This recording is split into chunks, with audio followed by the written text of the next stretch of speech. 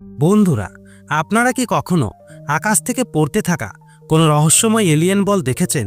কারণ সম্প্রতি কলম্বিয়ার বুগা শহরে এমন এক অদ্ভুত ধাতব গোলক আকাশ থেকে নেমে এসেছে, যা দেখে পুরো বৈজ্ঞানিক মহল হতবাক হয়ে গেছে। অনেকেই নিজের চোখে সেই বস্তুটিকে পড়তে দেখেছেন, কেউ ভিডিও করেছেন, কেউ ছবিও তুলেছেন। বিজ্ঞানীরা এই ধাতব গোলকটির নাম দিয়েছেন বুগা স্পিয়ার।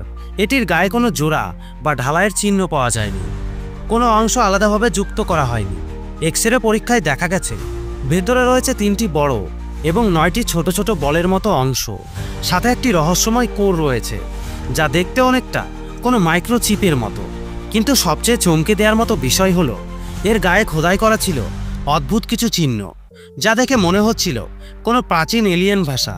পরে যখন বিশেষ এআই মেশিন দিয়ে সেই চিহ্নগুলোকে ডিকোড করা হয়, তখন বেরিয়ে আসে এক অবিশ্বাস্য বার্তা। বার্তাটি ছিল, পৃথিবীকে বাঁচাও।